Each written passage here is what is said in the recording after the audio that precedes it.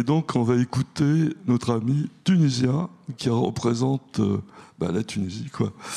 Donc, merci beaucoup, Monsieur Mignot. Je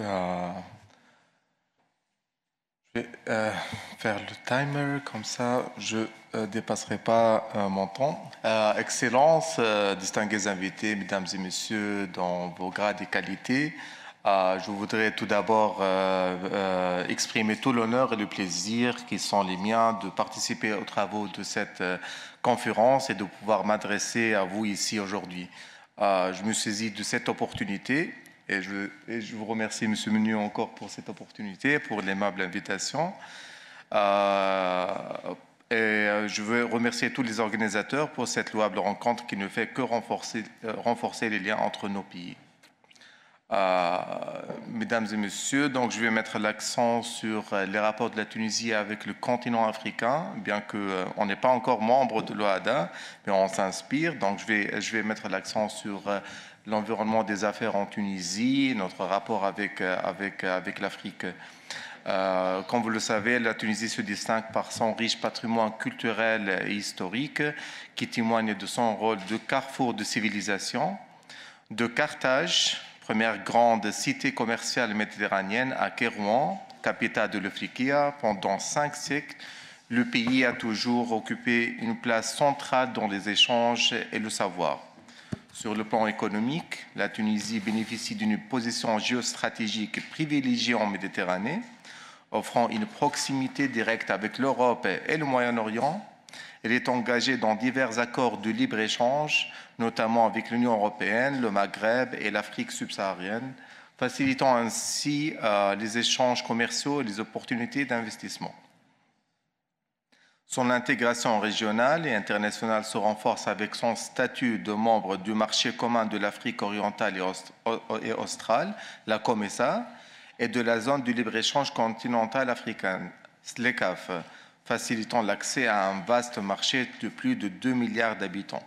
Ces additions lui permettent d'être un acteur dynamique dans le développement des échanges commerciaux, en offrant des avantages tarifaires et des opportunités d'investissement pour les entreprises cherchant à établir des partenariats en Afrique. En outre, la Tunisie poursuit des négociations pour intégrer la communauté économique des États de l'Afrique de l'Ouest, CEDAW, afin de renforcer ses liens économiques avec les pays d'Afrique de l'Ouest et bénéficier d'un accès privilégié à ce marché en pleine croissance. Mesdames et messieurs, la Tunisie se distingue également par son modèle de coopération triangulaire qui permet aux entreprises européennes, notamment françaises, d'utiliser la Tunisie comme hub stratégique pour accéder au marché africain. Ce modèle favorise les transferts de savoir-faire, les investissements conjoints et la mise en place de chaînes de valeur régionales contribuant à une croissance mutuelle entre les partenaires. Le vivier de compétences tunisien constitue un atout majeur pour les investisseurs. Chaque année, plus de 62 000 diplômés viennent renforcer les secteurs technologiques et industriels, avec une forte proportion de diplômés en ingénierie et sciences. La Tunisie est classée 5e mondialement en nombre de diplômés scientifiques, en proportion avec la population bien sûr, et 4e économie innovante en Afrique. Cette excellence académique et technologique favorise un management entièrement tunisien dans de nombreuses entreprises garantissant une expertise locale de haut niveau. Sur le plan des infrastructures, la Tunisie dispose de 9 aéroports internationaux, 7 ports commerciaux, ainsi qu'un réseau routier de 20 000 km et 700 km d'autoroutes, assurant une connectivité fluide à travers le pays. Elle abrite également 150 zones industrielles, 10 technopoles sectoriels et 19 parcs technologiques dédiés aux startups innovantes, renforçant ainsi son attractivité pour les investisseurs étrangers. L'environnement des affaires en Tunisie est propice et attractif, avec une liberté d'investissement dans la majorité des secteurs, des procédures assez simplifiées pour établir une entreprise, ainsi que des facilités de transfert de capitaux et de protection de la propriété intellectuelle.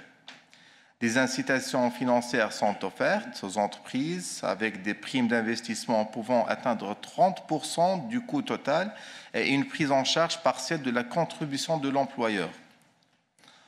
Enfin, les secteurs stratégiques tunisiens présentent des opportunités de croissance remarquables. L'industrie pharmaceutique, le textile et l'habillement, le numérique, l'agroalimentaire, l'aéronautique et les industries mécaniques et électriques sont des domaines dynamiques bénéficiant d'investissements étrangers significatifs et d'une main-d'œuvre qualifiée. Donc, grâce à son vivier de compétences et son expertise technologique, la Tunisie joue un rôle central dans l'accompagnement de l'Afrique vers la transition numérique et le développement industriel. En consolidant son rôle de passerelle entre l'Afrique et l'Europe, elle s'impose comme un acteur clé de développement régional, mettant à profit son dynamisme économique et ses capacités d'innovation.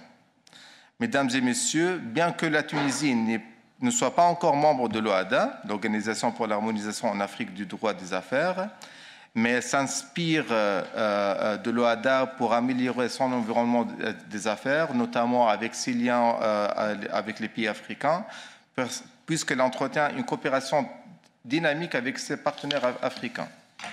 De nombreux experts et acteurs économiques tunisiens considèrent que son éventuelle adhésion à cette organisation représenterait une opportunité stratégique permettant de renforcer l'intégration économique régionale et de favoriser les échanges commerciaux avec le reste du continent. Et je mentionne ici que lors du Forum africain des banques en février 2025, il y a 2-3 mois, plusieurs intervenants lors de ce forum ont souligné que l'intégration de la Tunisie à l'OHADA serait un atout stratégique pour son développement économique et son positionnement en tant que hub régional. Et voilà, en intégrant les organisations telles le COMESA et la ZLECAf, la Tunisie s'inscrit dans une dynamique régionale visant à stabiliser les échanges, à promouvoir la croissance économique sur le continent. À travers ces initiatives, elle contribue activement à la fluidification des transactions commerciales, à la sécurisation des investissements et au développement des infrastructures stratégiques essentielles pour un avenir prospère en Afrique. Avant d'en finir, mesdames et messieurs, il convient de noter que dans un contexte mondial en constante évolution, marqué par des transformations géopolitiques et économiques profondes, la politique étrangère de la Tunisie envers l'Afrique revêt une importance stratégique croissante. Face aux nouveaux défis globaux, notamment les tensions commerciales, les enjeux climatiques et les mutations technologiques, on réaffirme notre engagement en faveur d'une coopération africaine renforcée, équilibrée et mutuellement bénéfique, reflétant ainsi une vision tournée vers l'avenir, fondée sur l'intégration régionale, l'excellence économique et le dialogue multilatéral. Et je vous remercie encore pour votre attention et je serai très ravi de recevoir vos questions plus tard. Merci beaucoup.